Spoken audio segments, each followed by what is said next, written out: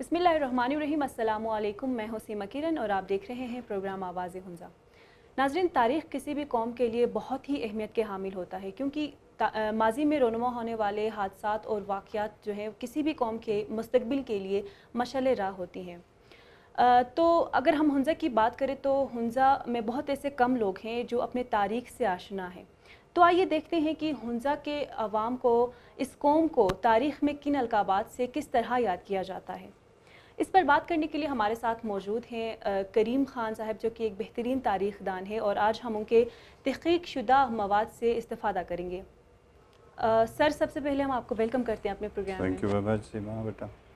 تاریخ ویسے تو ایک بہت ہی واسٹ سبجیکٹ ہے جس پر ایک ہی پروگرام میں اس کو کور کرنا ممکن نہیں ہے، اس لیے ہم کوشش کریں گے کہ اس تسلسل کو برقرار رکھ کے بہت سارے پہلوؤں کو آپ تک پہنچائیں۔ تو سر، میں سب سے پہلے آپ سے یہ جاننا چاہوں گی کہ تاریخ کی کیا اہمیت ہے؟ تو بسم اللہ الرحمن الرحیم۔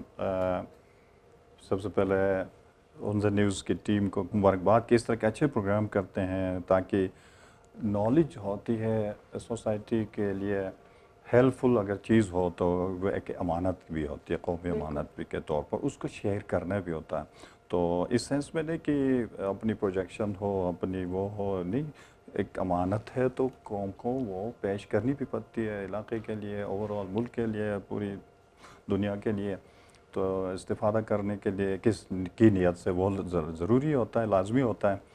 تو تاریخ سے کہتے ہیں نا کہ جب کسی قوم کی تاریخ نہیں ہو تو وہ آگے کی طرف بڑھنے کی طرف اس کی بصیرت نہیں ہوتی، ویژن نہیں ہوتی ہے۔ تو بالکل ایک محدود قسم کی وہ ہوتی ہے کہ چھوڑیں، اگر ہم تاریخ کو کہیں کہ چھوڑیں وہ ماضی کی باتیں ہیں، it should go into the rubbish bin, اور اٹس ناٹ لائک دیٹ، ایسا نہیں ہے کہ کیونکہ پہلے کی انسان غلطی کا پتلا ہے، to err is human to forgive is divine.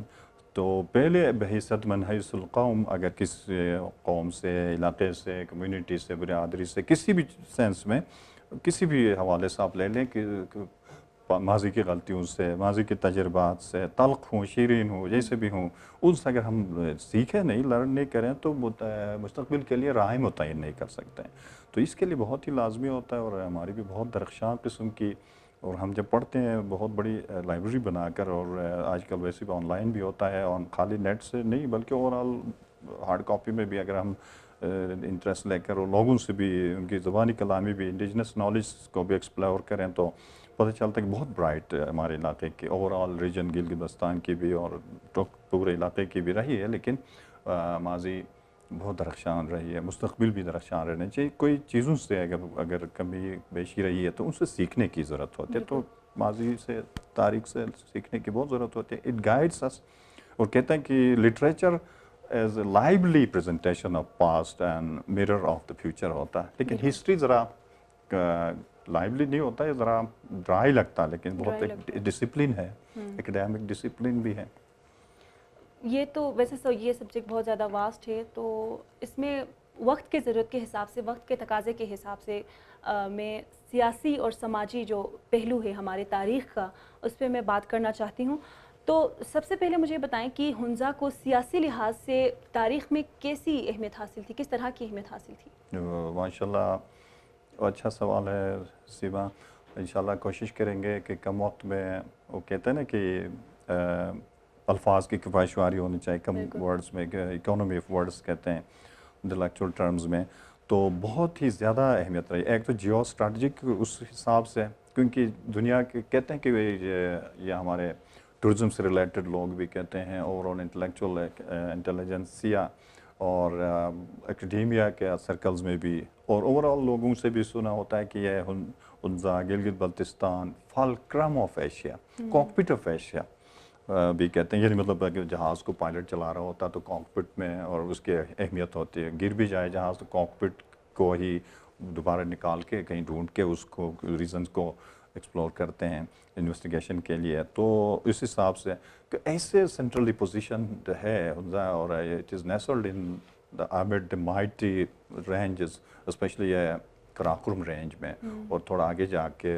Might Himalaya اور ہندوکش کے ساتھ بھی تقریباً گلگت، اور آگے سوائی جنگلوٹ سے تھوڑا آگے، تو اس میں بھی ہے۔ اس حساب سے بھی politically is surrounded by one of the world's most powerful nation states اور چھوٹی سی ریاست تھی لیکن اتنی اہمیت تھی کہ اس کی تک رسائی ایک تو سیاحت کے حوالے سے، ٹورزم کے حوالے سے ابھی بھی ورلڈ وہ ہے، اور کچھ کمزوریوں کی وجہ سے کچھ لوگ کہتے ہیں کہ آپ لوگ غیر ضروری پروجیکٹ کرتے ہو، اپنی آپ لوگوں کی ایسی کمزوریاں ہیں، تو یہ ہوں گی ہر قوم میں ہے، لیکن ایک دو قوم کی ان کو آپ پروجیکٹ کیوں کرتے ہو؟ پازیٹیو سائڈ کو دیکھو کہ جس طرح وہ نہیں کہتے کہ ہاف ایمپٹی اور ہاف فل والی بات ہوتی ہے، ہوں گی، ہم ایڈمٹ کرتے ہیں، سب ان پر بات بھی کریں گے، ایسی باتیں ہم میں کمزوریاں بھی ہوں گی، مطلب بعض لوگ اس طرح وہ کہتے ہیں مطلب ہوتی ہے، تو بھائیوں میں بھی جیلسی ہو سکتی ہے، سبلنگ رائیولری بھی ہو سکتی ہے، تو اسی طرح وہ ہوتی ہے. تو میں نے سر پولیٹیکلی سنا تھا کہ حمزہ بہت اسٹرانگ ہوا کرتا تھا، اویئرنیس بہت زیادہ تھی، تو کوئی ایسا واقعہ، کوئی حادثہ ہمیں بتائیں جو مطلب یہ واضح کرتی ہو کہ ہم پولیٹیکلی اسٹرانگ تھے اور باشعور تھے، اور یا پھر ہماری کوئی سیاسی کمزوری؟ جی جی جی، یہ ون آف دی جو آپ نے کہا کہ اسی طرح پہ میں بھی آ رہا تھا، اور آپ نے بہتر سوال کیا سیما کہ گریٹ گیم کے حوالے سے it has been the focus of part of the focus of the great game, کیونکہ وہ چترال سے لے کر سینٹرل ایشیا تک سے لے کر اور high mission to central Asia, Peter Hopkirk کا اور اس طرح کے کچھ اسکالرز نے ڈاکومنٹ بھی کیا ہے، کرونیکل کیا ہے ہسٹری پر، اس میں ایک پارٹ آف گریٹ گیم ادھر بھی کھیلی گئی ہے، لیکن اس میں لوگ کچھ دو قسم کے منقسم قسم کی آ رہا ہے.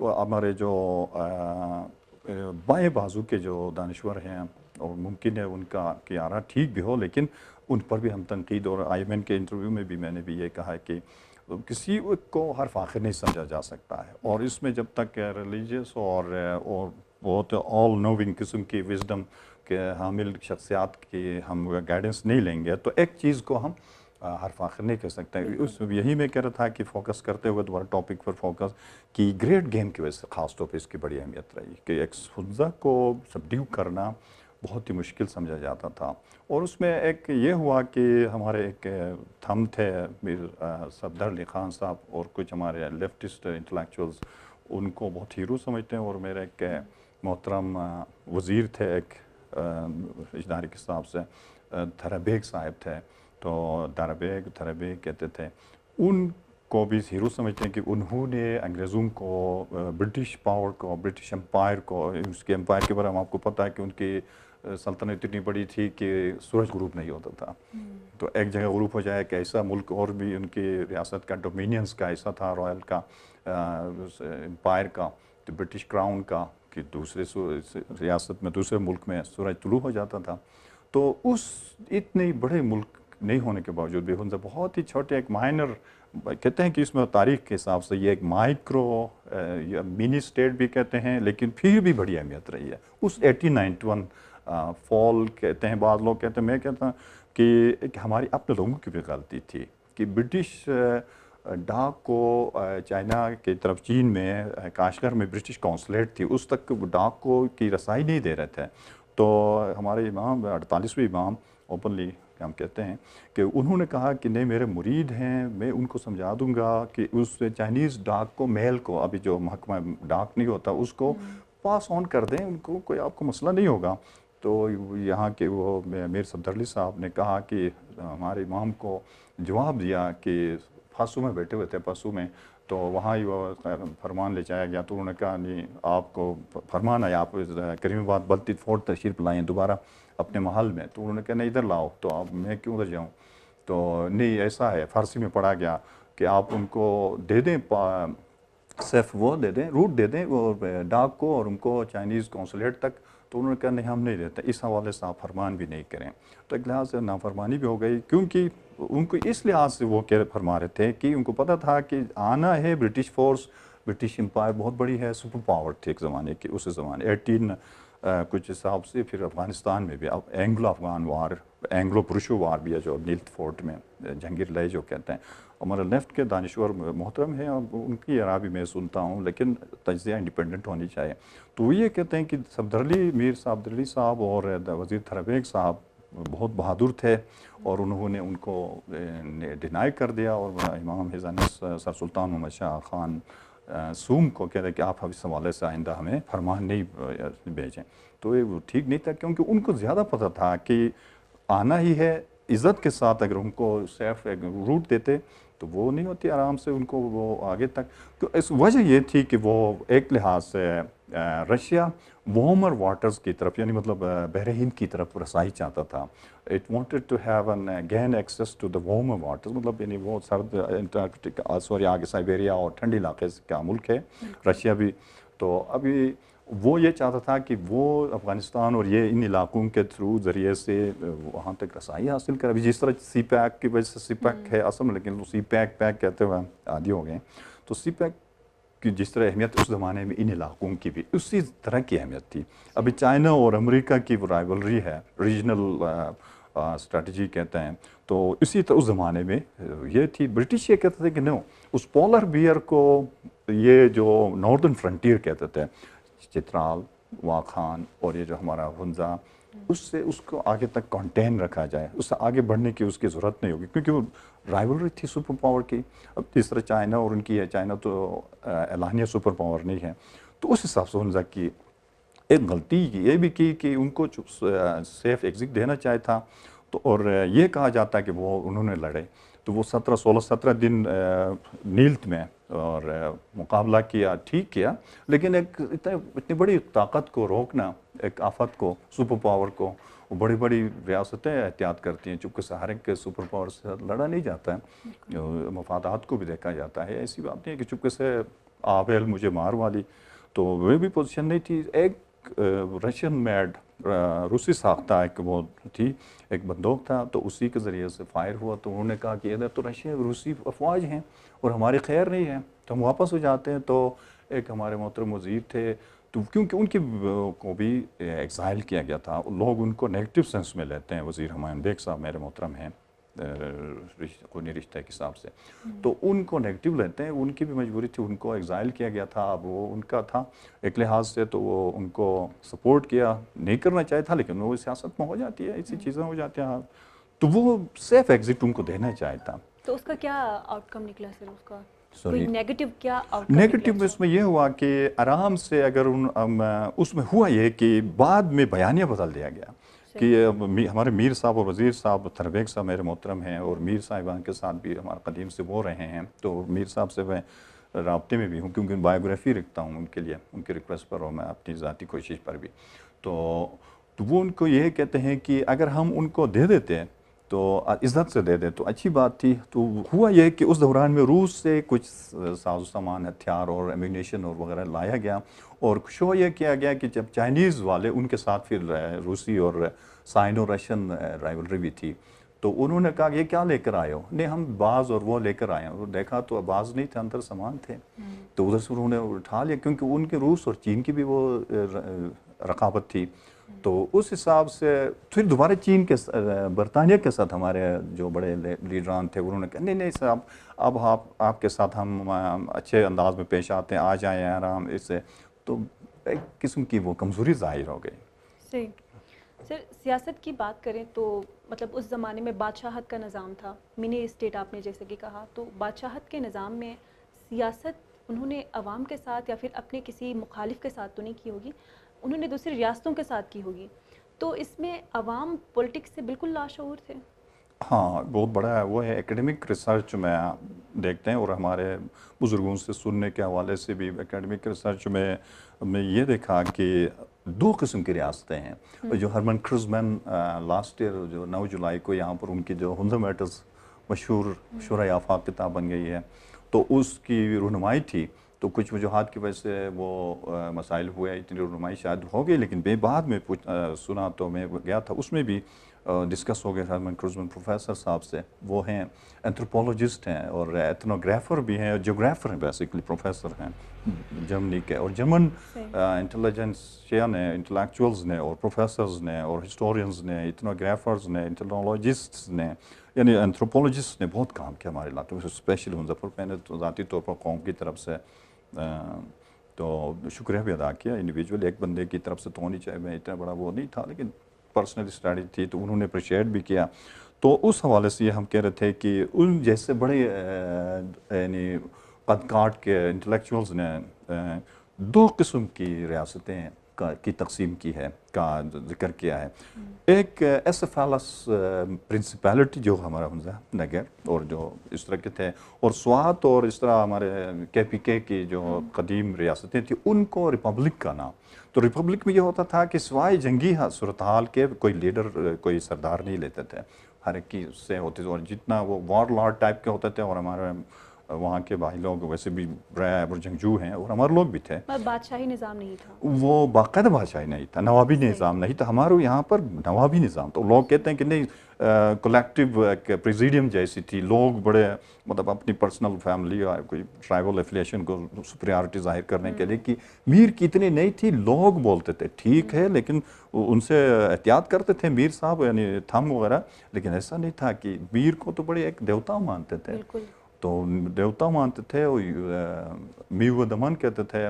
تو اس حساب سے بہت سٹرونگ ہوتی تھی، وہ لوگوں کی آراء کا خیال رکھتے تھے. ایک وہ ہوتی تھی ظاہر ہے ایک قسم کی وہ ہوتی، اتنی ڈیموکریٹک بھی تھا ایک لحاظ سے، آراء لیتے تھے، انٹلیکچوئل تھے. ہم جیسے 4-5 بار بھی PhD کریں تو بھی ذہین لوگ تھے، ہم سے بھی زیادہ، اور علاقے کو محفوظ رکھا تھا. اور ہمارے نگر کے ساتھ بھائیوں کے ساتھ کافی وہ ہوتی تھی، جب پولیسیں ہوتی تھیں. لیکن بہت 99-95% بکس کے حساب سے وہ فورن آتھرز پیجز، اور وہ میں بکس میں ان کے آتھرز کو بھی میں کوٹ کروں گا، کوئی ہماری وہ رہی ہے. لیکن بعد میں کمزوری خیر آ جاتی ہے، وہ پیراڈائم شفٹ آتی ہے پولیٹکس میں یا کوئی پالیسیز میں. تو اس حساب سے تو احتیاط کرتے تھے. یہ ہماری ریپبلک نہیں تھی، ایسفالس پرنسپیلٹی تھی میری نظام. اس وجہ سے اس کی سینٹرالٹی ہوتی تھی، اس کی مرکزیت ہوتی تھی، اس کی پالیسیز کی اہمیت ہوتی تھی. پھر وہ احتیاط کرتے تھے کہ خطرناک قبائل کو پھر سبڈیو رکھنا. اور ہوا بھی ہے کہ وہ پھر آپس میں لڑاتے بھی تھے. تو وہ مجبوری ہوتی تھی اپنا آپ کو پھر وہ مضبوط کرنے کے لیے.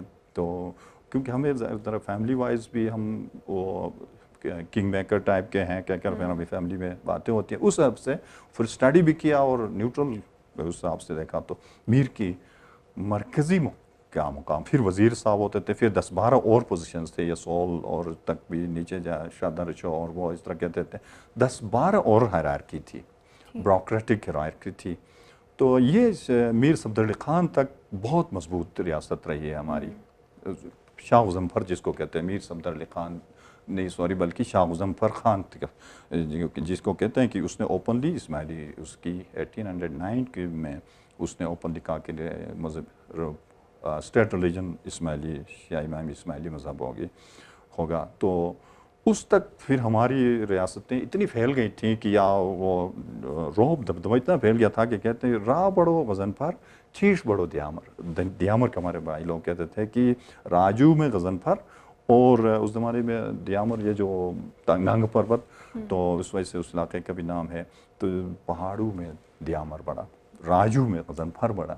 اس کے بعد یہ ہوا کہ پھر ہماری بیوروکریسی کہتے ہیں میرے محترم ہے وزیر صاحبان، اور پھر نیچے کی بیوروکریسی جو کورٹیئرز تھے، وہ جو درباری صاحبان تھے، ان کی اپنی اس کے حساب سے، یا شاہ غزن خان اول وہ آئے. پھر انہوں نے اپنے بھائیوں کے قتل اور ان کو ان سے انتقامی، اور ان کو کیونکہ جو شہزادہ ہوتا تھا ولی عہد، وہ یہ کوشش کرتا تھا کہ دوسرے بھائی اثرپ نہیں کریں، پاور کو میرا پارٹنر نہیں بنے، میں ہی لے لوں. تو 4-5 بھائی تھے، ان کو کسی کو مروا دیا، قتل کروا دیا. اور ایک کو شہزادہ ریحان علی خان تھے، تو اس کو کشمیر جلاوطن کروا دیا. تو اس کے بعد سے پھر ہماری وہ اہمیت نہیں رہی. پھر صفدر علی خان صاحب آئے تو ہمارے کچھ انٹلیکچوئلز کے تو وہ بہت بڑے وہ تھے، اور میرے محترم طرح بیگ صاحب بھی تھے، اور ان کے بھائی ہمایوں بیگ صاحب بھی تھے. ان کے مقابلے میں یہ بڑے ہیرو تھے. ان کی اپنی وہ ہے اور ان کا اپنا کنٹریبیوشن ہے، ان کو نیگیٹو لیتے ہیں. اسی بات بعض ایک محترم نے کہا کہ نہیں، ان کی ہڈیوں کو بھی نکال کے پھانسی. اب ملے گا کیا؟ ایسا بھی نہیں ہے، بس وہ ایسے میں بس